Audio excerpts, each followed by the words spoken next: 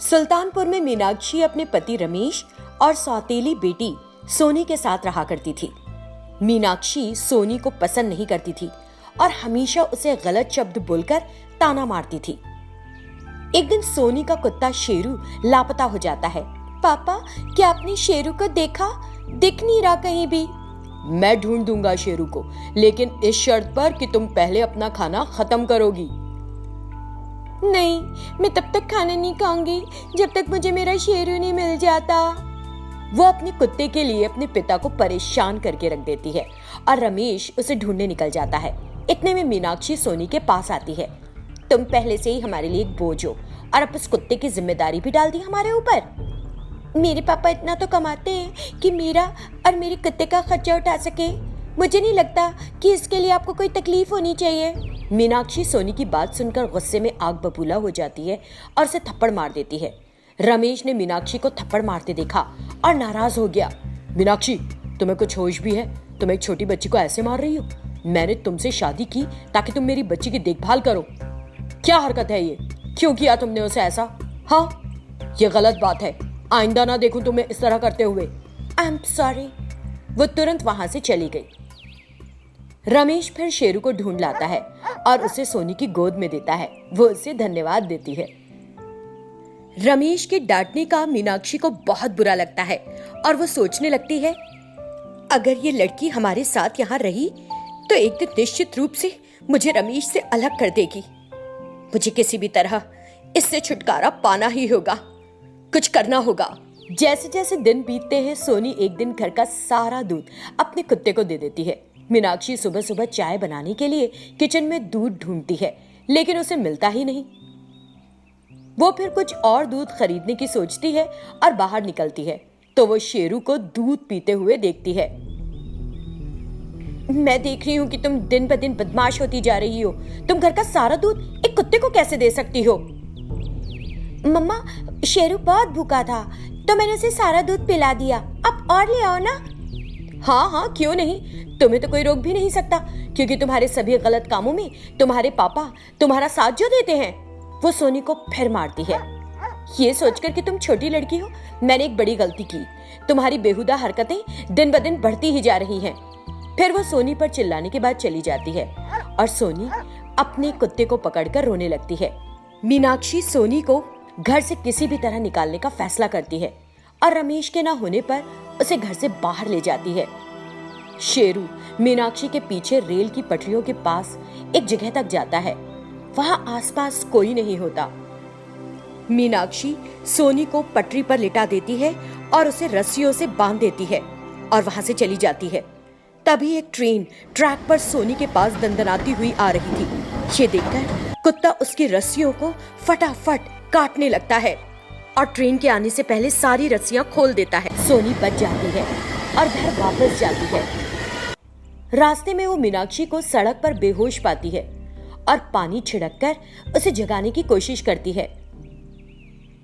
माँ, माँ, क्या हो गया तुमको? उठो। मीनाक्षी उठती है और सोनी को अपने सामने पाती है। माँ, क्या हो गया था? आप इस तरह बेहोश क्यों हो गई? मीनाक्षी सोनी को उसकी चिंता करते देखकर रोने लगती है। मैं तुम्हारी जैसी सुंदर दिल की बच्ची को मारना चाहती थी। तुम मुझसे नाराज नहीं हो? कहीं अपनी माँ से नाराज क्यों होगा? मैं तो तुम्हें बहुत प्यार करती हूँ माँ। तुम्हें ऐसा क्यों लगा? तब से मीनाक्षी सोनी और उसके कुत्ते की बेहद प्यार से देखभाल करती है। ये देखकर रमेश को तसल्ली मिलती है। नांदेड़ गांव में ऐसा कोई नहीं था जो सावित्री को नहीं जानता हो। जिसका एक बेटा था, नाम था विकास। विकास के जन्म के तुरंत बाद विकास के पिता की मृत्यु हो गई। तब से सावित्री अपने बेटे का लालन पालन करने के लिए संघर्ष कर रही थी। एक दिन विकास उदास बैठे कुछ सोच रहा था। क्या हुआ तुम्हें बेटा? मुझे तुमसे बात नहीं करनी है माँ। क्यों? आपको अपनी माँ पर गुस्सा आ रहा है क्या? बार बार आपसे मैं एक गेंद खरीदने के लिए कह रहा हूँ, लेकिन आप इसे टालती रहती है और इसलिए मैं आपसे बात नहीं करना चाहता। अच्छा, बस 4 दिन दे दो, मैं तुम्हारे लिए एक गेंद खरीदने का इंतजाम करूंगी। तुम मेरी प्यारी और अच्छी माँ हो। उसके बाद वो दोनों इधर उधर की कई बात करना शुरू कर देते हैं और दिन बीत जाता है। हमारी खराब स्थिति के कारण मैं तुमको वो सब कुछ नहीं दे पा रही हूँ जो तुम चाहते हो। दिन में 3 समय खाना हमारे लिए मुश्किल हो गया है। मैं तुम्हारे लिए नए कपड़े, नए जूते, यहाँ तक कि वो गेंद कैसे लाऊंगी जो तुमने मांगी है।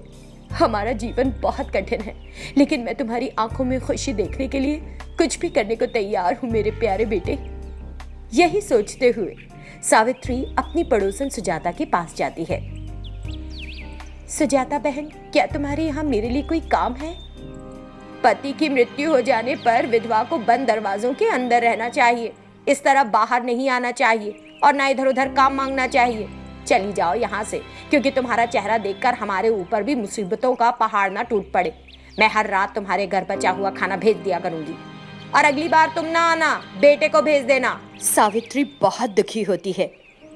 जब तक मेरे पति जीवित थे, सुजाता बहुत मिलनसार थी और अपने सारे काम हमसे करवाती थी। आज क्योंकि मैंने उससे काम मांगा, वो बोलती है कि मेरे पति की मृत्यु हो गई है और मैं एक काला साया हूँ। लेकिन अपने बेटे को खुश देखने के लिए मैं कोई भी संघर्ष या कोई भी कठोर शब्द सहन कर लूंगी।